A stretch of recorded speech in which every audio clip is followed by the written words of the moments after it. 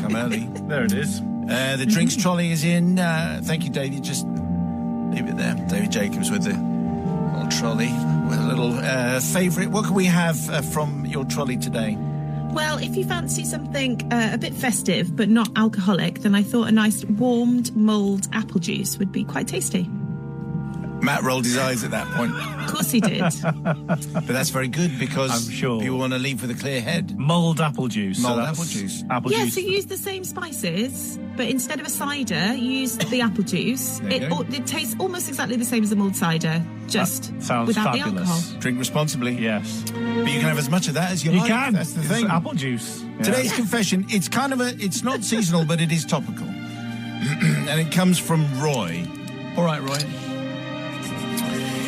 Simon, this is a timely confession for you. It's the summer of 1990.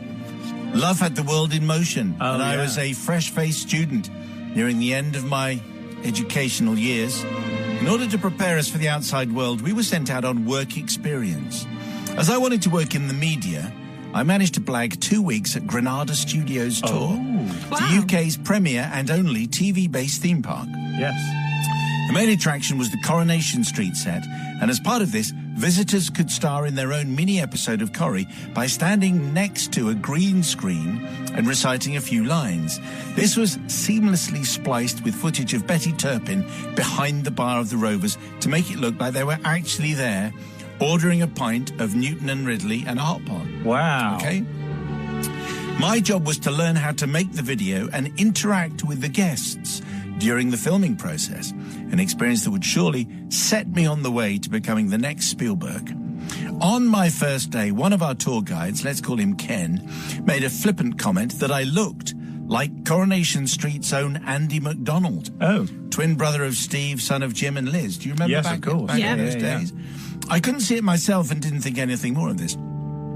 Later that day, when Ken arrived with his tour party, he explained how the video experience worked and told them to go and see Andy MacDonald if they wanted to star in their own episode, and he then pointed at me. A few people did look over quizzically. I went to hide in the back to avoid the attention. Following day, Ken did it again, and this time a couple of people did come over. I went bright red and said, "I'm not Andy, really." By the third day, Ken was wearing me down. He suggested I posed for some pictures for a laugh. And when his tour arrived, he encouraged a couple of young fans to come over, and despite my protests, they had a photo next to me. Well, the next day, I decided to enter into the spirit of things. I posed for a few shots, even signed a few autographs. I may even have taken a signed photo of Andy from the gift shop the day before and spent the previous evening practicing writing best wishes. Nick Cochran is the actor's real name. Lots of love, Nick. Follow your own star. Oh, follow that star. Nick. Yeah. All good things to you. Lots of love, and so on. Yeah. I'll admit it, I was loving the attention. By the second week, I was waiting for each tour, looking great.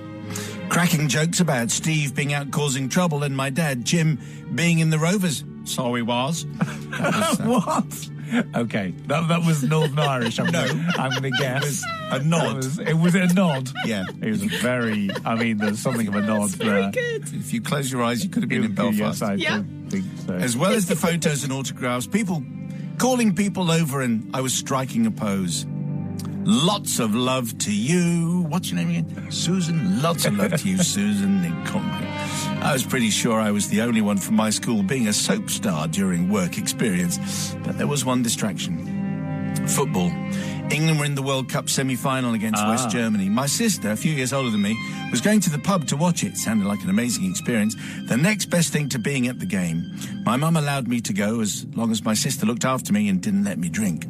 What a night. Dramatic game, extra time, penalties. Oh, dear. Gaz's tears. Actually, it's Gaz's tears, then penalties, if Correct. you're going to be absolutely right.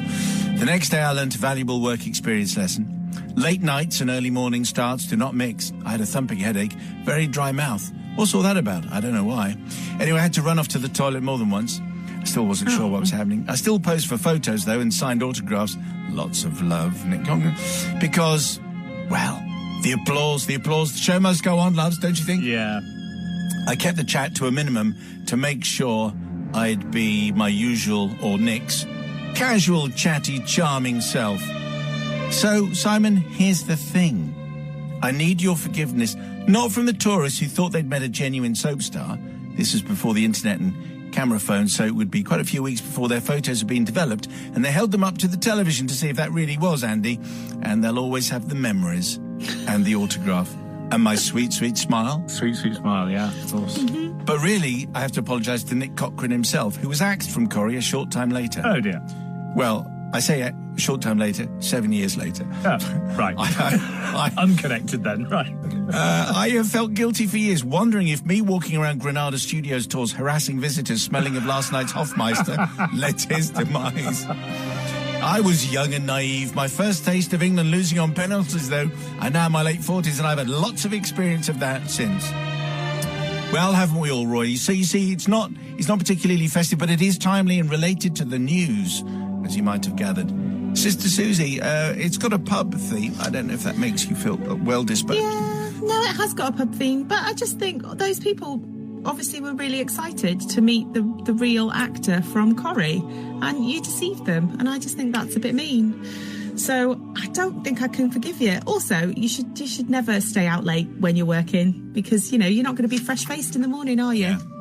Wouldn't catch that around here. Right. No, So not at therefore, all. Dear, oh I am dear. not going to forgive you. Brother from another gutter. I mean, come on. I mean, victimless crime, this, really. I mean, they were all happy. They were all happy. Everyone who came along on the tour thought that they met Andy McDonald. And 7 years in between it happening and Andy getting the axe, no connection. It's a very well-worn path, by the way, people going on doing that tour and then working in showbiz. Is that right? You've been on the tour? No, I've not, but there's someone else I know who has. But I'm going to forgive. I'm going to forgive, and I'll tell you why. It's just for that Northern Irish accent, which was very much smuggled through. So it is. Oh dear, don't do it again. So for that reason, I'm going to forgive.